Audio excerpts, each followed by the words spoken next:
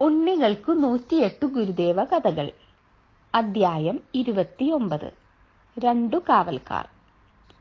അന്നൊരിക്കൽ ഗുരുദേവൻ മാരാരിക്കുളത്ത് പനമ്പൊക്കാട്ടിൽ കേശവ പണിക്കരുടെ വീട്ടിൽ വിശ്രമിക്കുകയായിരുന്നു. ഗുരുദേവന്റെ അമൃതവാണി കേൾക്കുവാനായി അനേകം ഭക്തന്മാരും അവിടെ എത്തിച്ചേർന്നു. മനക്കോടൻ കേശവ വൈദ്യരെ പോലുള്ള പ്രഗത്ഭമതികളും വന്നവരുടെ കൂട്ടത്തിലുണ്ടായിരുന്നു. നല്ലൊരു കുടുംബമായി പുലരാൻ ഓരോരുത്തരും അനുഷ്ഠിക്കേണ്ട ഗൃഹധർമ്മങ്ങളെക്കുറിച്ച് ഗുരുദേവൻ അവിടെ വന്നവർക്ക് ഉപദേശങ്ങൾ നൽകി. അതിനുശേഷം സ്വാമികൾ പറഞ്ഞു, ഇപ്പോൾ നിങ്ങളെല്ലാവരും ചേർന്ന് നമ്മെ ഒരു കാരണവരാക്കിയിരിക്കുകയാണ്. അതെന്താ ഗുരു അങ്ങനെ പറഞ്ഞത്? ഒരാൾ സംശയം ചോദിച്ചു.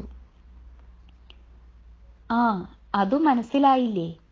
നിങ്ങളെല്ലാം ഇപ്പോൾ നമ്മുടെ അനന്തരവരാണല്ലോ. അനന്തരവർക്ക് വേണ്ടതെല്ലാം ഉണ്ടാക്കി കൊടുക്കേണ്ടത് കാരണവരുടെ ചുമതലയാണ്. അനന്തരവർക്കാണെങ്കിൽ ഉത്തരവാദിത്തമുള്ള ഒരു ജോലിയിലും താല്പര്യമില്ല. കാര്യമായ ചുമതലകൾ ഏൽക്കുവാനും വല്ലാത്ത മടിയാണ്. ഗുരുദേവൻ വിശദമാക്കി. അങ്ങ് ഒന്നുകൂടി തെളിച്ചു പറയണേ, ഒരു ഭക്തൻ അപേക്ഷിച്ചു.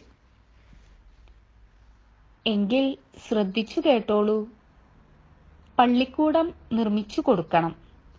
അതിനുവേണ്ട പണമുണ്ടാക്കണം. അതൊക്കെ കാരണവർ തന്നെ ചെയ്തു കൊള്ളണം എന്നൊക്കെയാണ് എല്ലാ അനന്തരക്കാരുടെയും വിചാരം, അല്ലേ? ഗുരുദേവൻ എല്ലാവരെയും മാറി മാറി നോക്കി. നാം മരുത്വാ മലയിലെ ഒരു ഗുഹയിൽ ശാന്തമായി കഴിഞ്ഞുകൂടുകയായിരുന്നു. അവിടെ നിന്നാണ് ഇങ്ങോട്ട് പോന്നത്. ഏറ്റവും പ്രിയപ്പെട്ട 2 ചങ്ങാതിമാരെ അവിടെ ഉപേക്ഷിച്ചിട്ടു പോരേണ്ടി വന്നതിൽ ഖേദമുണ്ട്, ഗുരുദേവൻ വെളിവാക്കി.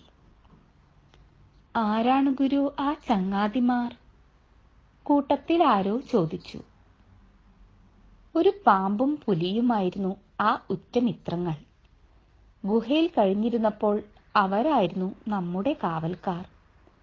രാത്രിയിൽ പുലിയും പാമ്പും നമ്മുടെ ഇടതുവശത്തും വലതുവശത്തുമായി കിടന്നുറങ്ങും.